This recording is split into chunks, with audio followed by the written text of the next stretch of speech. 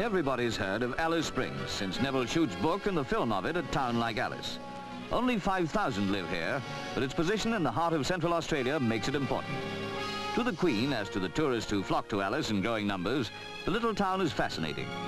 Welcome to Our Majesty means the Aborigine word, and it fell to a little native girl, surprisingly named Julie Kelly, to say welcome with flowers. How beautifully she did so. This was in Traegar Park, where 3,000 people, many from quite a distance away, came to see the Queen and Duke. And of that 3,000, 1,300 of them were children.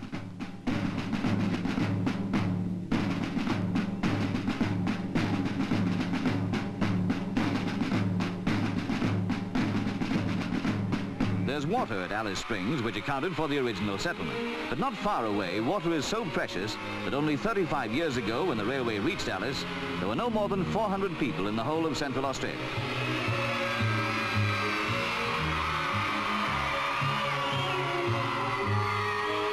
One thing that's brought wide fame to Alice Springs is that it's the base of the Flying Doctor Service, which radio has made known all over the English-speaking world.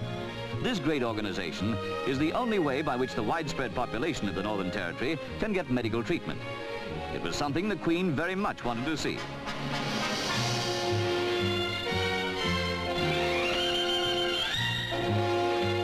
Patients needing a spell in hospital are flown into Alice.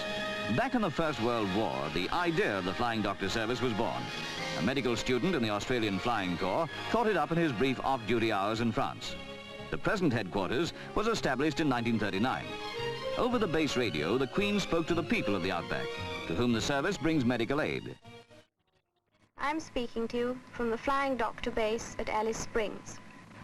I'm sure that all of you listening to me today would like me to pay a tribute to the very special skill and unswerving devotion of the doctors and nurses of the service, to all those who work at the bases, and to the many volunteers who are continually at work to enlarge and improve the Royal Flying Doctor Service. Before leaving the hospital, the Queen and Duke saw some of the patients. When health returns, the time spent here will be one of 13-year-old Glenys Collier's lifelong memories. The Duke wished her a speedy recovery. Soon afterwards, it was time for all there to bid the royal visitors goodbye.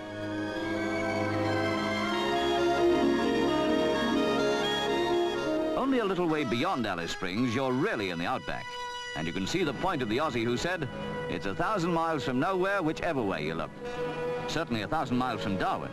On the way there, the Queen and her husband saw something of the tough life in Central Australia. On these dusty plains, the cattlemen have to find pasture for animals whose greatest enemy is drought. If there were abundant water, what a green and pleasant land this would become.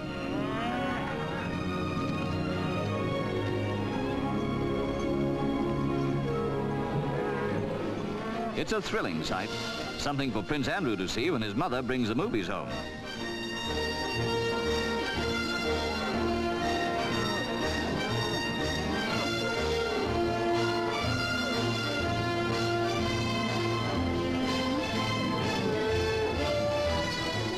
One of our sound recorders almost had to settle down out there.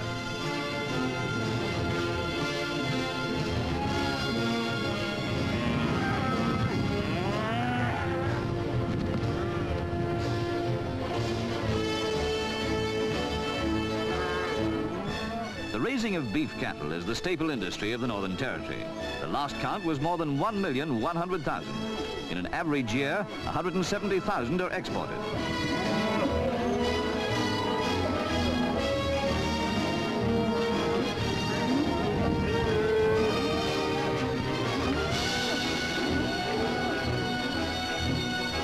And so to Darwin, and a big welcome at the Oval.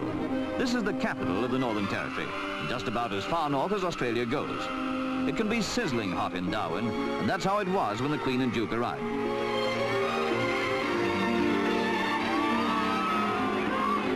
The Mayor, Mr. N.H. Cooper, welcomed Her Majesty. Then the march past of the Pacific Island Pipe Band.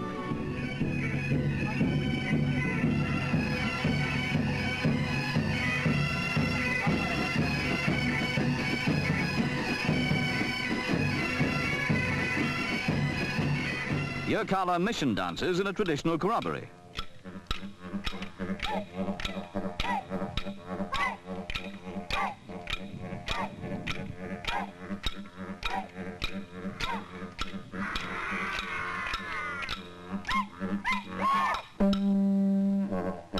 Bathurst Island Choir sang the canoe sailing song.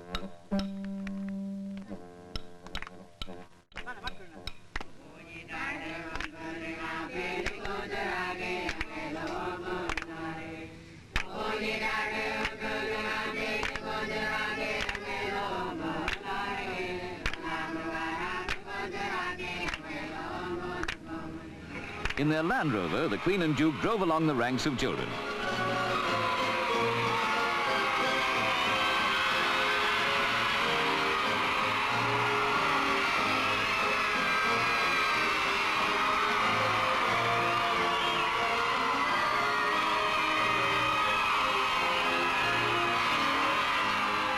At Bonelli's Showgrounds, there was a rodeo program, establishing that America hasn't got the monopoly of this popular entertainment. Your Royal Highness, ladies and gentlemen, welcome now to the special Darwin Exhibition and Rodeo for 1963. If Australia has any broncos more evil-minded than the bunch performing here, we certainly wouldn't like to meet them.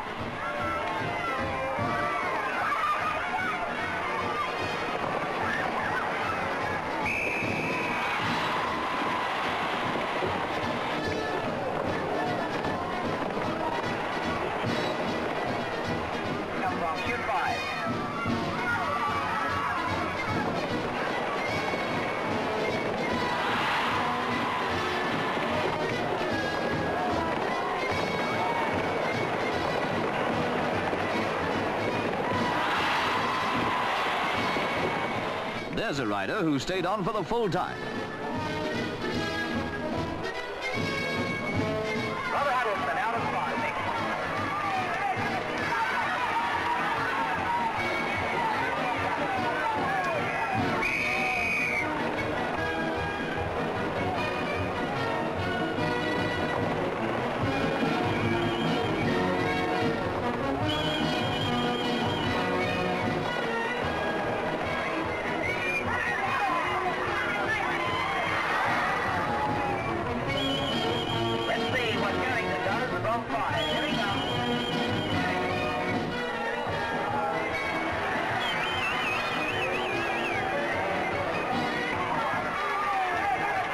He gets the booby prize for the quickest man off.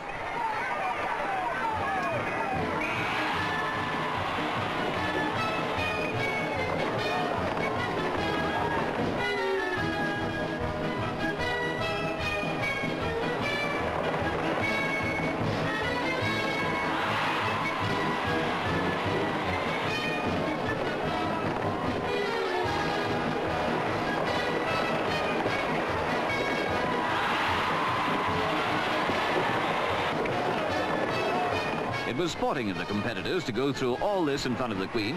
A cat may look at a king, so why can't a few horses show vicious bad temper before a queen?